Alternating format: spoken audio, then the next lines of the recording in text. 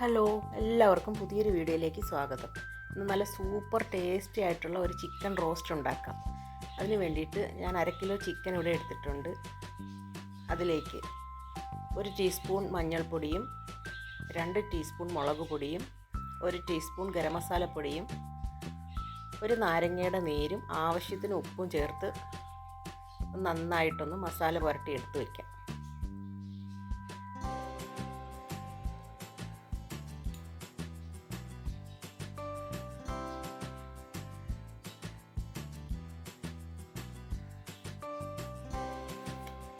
മസാല പുരട്ടിയതിന് ശേഷം ഒരു അരമണിക്കൂർ മുതൽ 1 മണിക്കൂർ വരെയൊക്കെ വെച്ചിരിക്കുന്നത് നല്ലതായിരിക്കും. അതിനുശേഷം എണ്ണയിലേക്കിട്ട് അത് വറുത്തെടുക്കാം.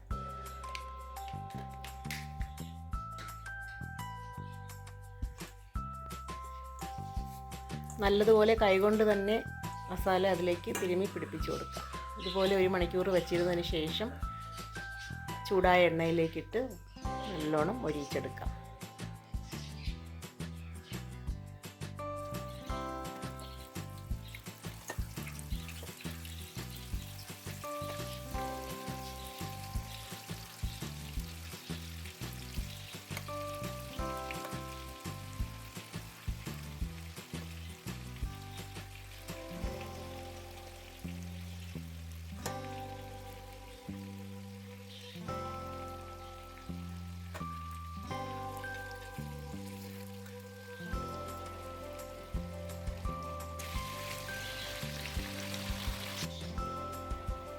ഇപ്പോൾ ഒരു സൈഡ് നന്നായിട്ട് വെന്ത് വന്നിട്ടുണ്ട്. ഇനി ഒന്ന് മറിച്ചിട്ട് കൊടുക്കാം.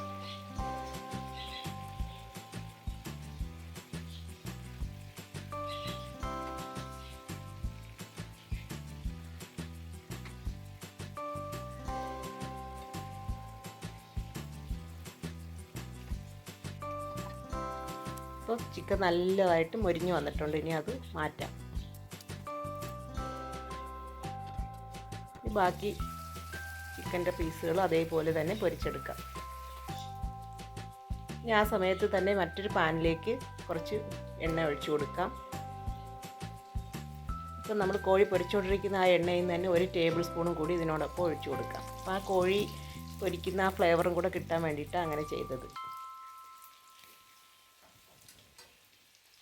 ഇനി ചൂടായ എണ്ണയിലേക്ക് ഇഞ്ചി വെളുത്തുള്ളി ചതച്ചത് 1 ടേബിൾ സ്പൂൺ ചേർത്ത് കൊടുക്കാം.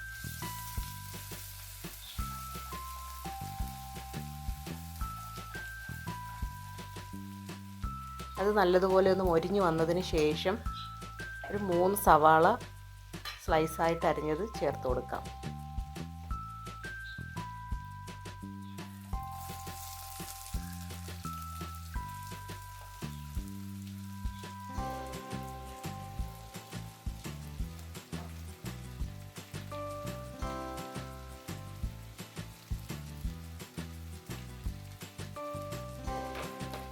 ഇനി അതിലേക്ക് ആവശ്യത്തിനുള്ള ഉപ്പും കൂടെ ചേർത്ത് നല്ലതുപോലെ വഴറ്റിയെടുക്കാം. ഈ ഉള്ളി നല്ല ബ്രൗൺ കളർ ആവുന്നത് വരെ നല്ലതുപോലെ വഴറ്റി നല്ല കുഴഞ്ഞു വരുന്ന പരുവത്തിൽ വഴറ്റിയെടുക്കണം. അതുകൊണ്ടാണ് നമ്മൾ ഇപ്പോഴേ തന്നെ ഉള്ളി വഴറ്റി കൊടുക്കുന്നത്.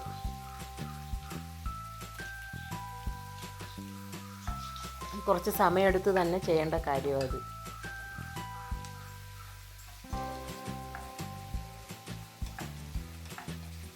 അപ്പോൾ ചിക്കൻ മൊരിഞ്ഞ് വരുമ്പോഴത്തേക്കും ഉള്ളിയും പാകമായിട്ട് കിട്ടും.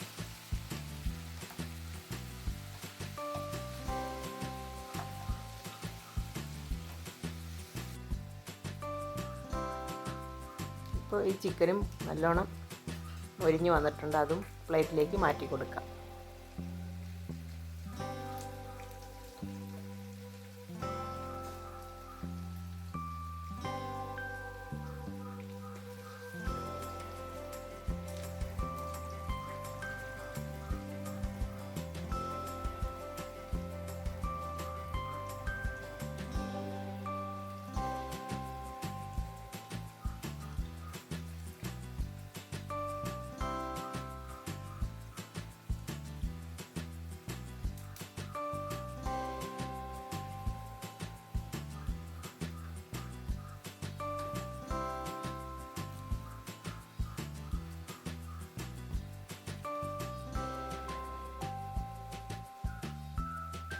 ചിക്കൻ എല്ലാം പൊരിച്ച് കഴിഞ്ഞു. ഇനി ആ പാത്രം മാറ്റിയിട്ട് ഈ വലിയ അടുപ്പിലേക്ക് ഉള്ളി വഴറ്റാനായിട്ട് മാറ്റി വെച്ച് കൊടുക്കാം.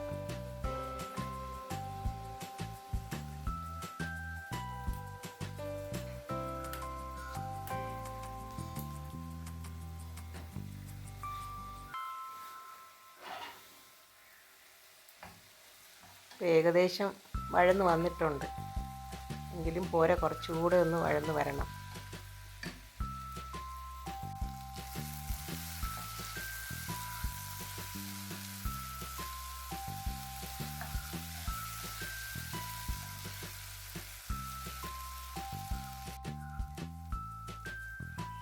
ഇപ്പോൾ നന്നായിട്ട് വഴന്ന് വന്നിട്ടുണ്ട്. ഇനി അതിലേക്ക് കുറച്ച് മസാല ചേർത്ത് കൊടുക്കാം. 1 ടീസ്പൂൺ മഞ്ഞൾപ്പൊടിയും, ഇപ്പോൾ ഉള്ളിക്ക് ഒരു മസാല വേണമല്ലേ, അപ്പോൾ അതിന് വേണ്ടിയിട്ടാണ് ചേർത്ത് കൊടുക്കുന്നത്. 2 ടീസ്പൂൺ കാശ്മീരി മുളക് പൊടിയും 1 ടീസ്പൂൺ ഗരം മസാലപ്പൊടിയും ചേർത്ത് കൊടുക്കാം. ഇനി അതിൻ്റെ പച്ചമണമൊക്കെ മാറുന്നത് വരെ നല്ലതുപോലെ ഒന്ന് വഴറ്റി കൊടുക്കാം.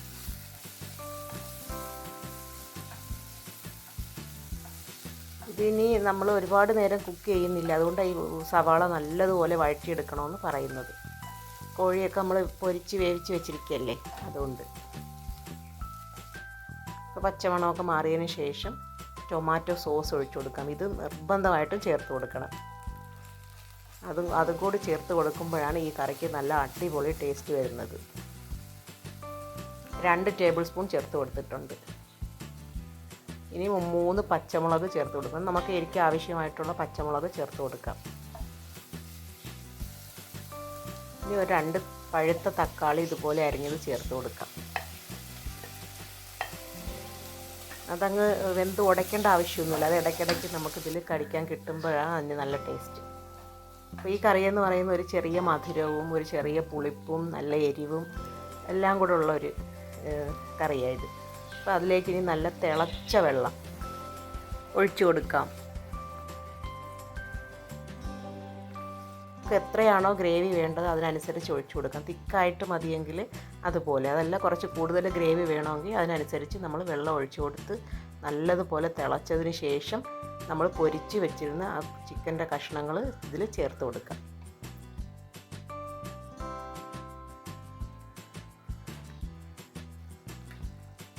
ഇനി ഈ ടേസ്റ്റ് ഒന്ന് ബാലൻസ് ചെയ്യാനായിട്ട് ഒരു 1/2 ടീസ്പൂൺ പഞ്ചസാര ഒന്ന് ചേർത്ത് കൊടുക്കാം. കോഴിക്കറിയിൽ പഞ്ചസാര അങ്ങനെ ഒന്നും വിചാരിക്കേണ്ട, ഈ കറിയിൽ അല്പം ചേർത്ത് കൊടുക്കാം. നമ്മൾ സോസൊക്കെ ഒഴിക്കുന്നത് കൊണ്ട് ചേർത്ത് കൊടുക്കുക, അപ്പോൾ ടേസ്റ്റ് ഒന്ന് ബാലൻസ് ആയിട്ട് കിട്ടും. ഇനി ഈ പൊരിച്ച കോഴി കഷ്ണങ്ങളെല്ലാം അതിൽ ചേർത്ത് കൊടുത്തിട്ട് നല്ലതുപോലെ ഇളക്കി ഒരു 5 മിനിറ്റോളം അടച്ച് വെച്ച് കൊടുക്കണം.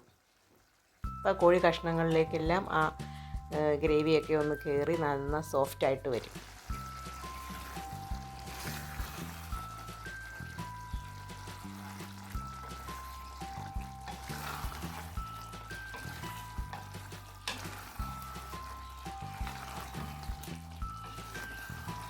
നല്ലതുപോലെ ഇളക്കി കൊടുത്തതിന് ശേഷം ഒരു 5 മിനിറ്റ് അടച്ചു വെക്കണം.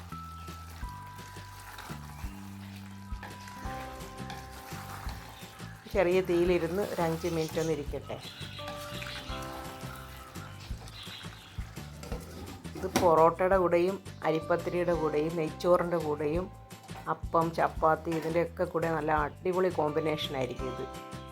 ചെറിയ ഒരു മധുരമുള്ള, എരിയുള്ള, പുളിയുള്ള ഒരു ടേസ്റ്റ് ആയിരിക്കും.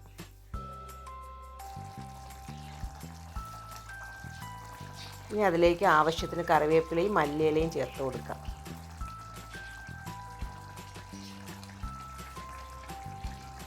അപ്പോൾ നമ്മളെ ചിക്കൻ റോസ്റ്റ് ഇവിടെ റെഡി ആയിട്ടുണ്ട്. അപ്പോൾ എൻ്റെ വീഡിയോ നിങ്ങൾക്ക് ഇഷ്ടമായിട്ടുണ്ടെങ്കിൽ ഇപ്പോൾ തന്നെ ഒന്ന് ലൈക്ക് ചെയ്തേക്കണേ. കമൻറ്റ് ചെയ്യാൻ ആരും മറക്കല്ലേ. സബ്സ്ക്രൈബ് ചെയ്യാതെയാണ് കാണുന്നതെങ്കിൽ ഒന്ന് സബ്സ്ക്രൈബ് ചെയ്തേക്കണേ.